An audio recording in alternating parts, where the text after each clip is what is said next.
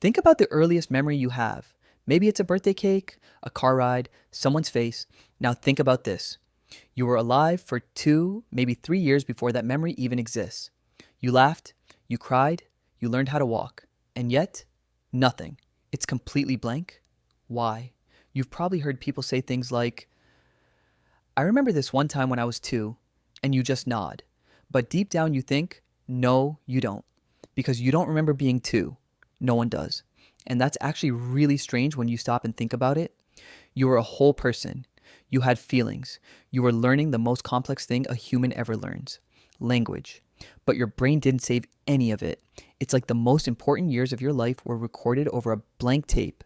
Scientists call this infantile amnesia, and it's not a glitch. It's not because your baby brain was too small or too simple. Actually, the opposite is true. Your baby brain was incredibly busy. It was growing faster than it ever will again in your life. The problem wasn't that nothing was happening. The problem was that the part of your brain that saves memories, the part that says, remember this, wasn't fully built yet. Think of it like this. You're filming everything, but the hard drive hasn't been installed. It's your birthday. There's a cake with one candle on it. Everyone around you is smiling, singing. You don't know what a birthday is. You don't know what a candle is, but you feel it. The warmth, the noise, the excitement. You feel joy. Your eyes are wide open. You're taking it all in. But here's what's happening inside your brain at that same moment. Your hippocampus, the part of the brain responsible for locking in long-term memories, is still being built.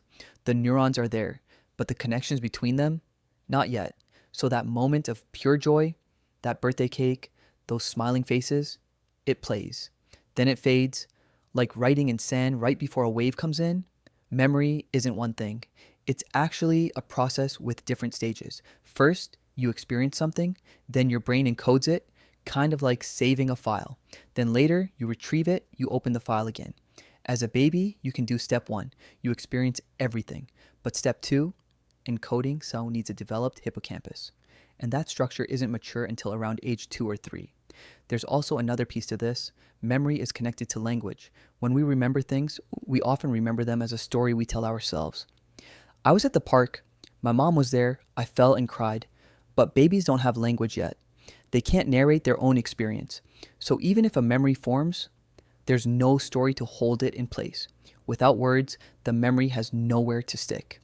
Now, here's the part that really gets me. Your baby memories didn't disappear. Some researchers believe they're still there, stored somewhere deep, just unreachable, like a room in your house that's been sealed off. The room exists. You just can't open the door. And here's something even stranger. Studies show that babies as young as 6 months can remember things for weeks. They can recognize a face. They can remember how a toy works. So babies do form memories. They just can't hold on to them long term. And here's the twist. This might actually be a feature, not a bug.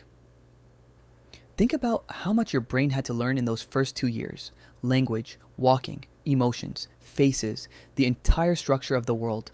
If your brain had been busy saving every single moment, it might not have had the bandwidth to build itself so fast.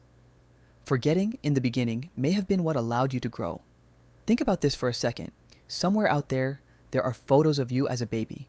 Maybe a video or two. You're laughing. You're being held. Someone is looking at you like you're the most important thing in the world. And you have no memory of it. But that moment, that love, still shaped you. It still wired your brain. It still made you who you are today. You just can't remember it happening. The feelings are in you. The memory isn't. That's actually kind of beautiful. And a little heartbreaking at the same time. So, here's what I want to leave you with. You think of your life as starting from your first memory. But you had an entire life before that. A full, feeling, experiencing life. And you were completely present for it. Even if you can't go back to it. Maybe the real question isn't why you can't remember being a baby. Maybe it's this: how much of what you are right now was quietly shaped by the years you've already forgotten. Think about that.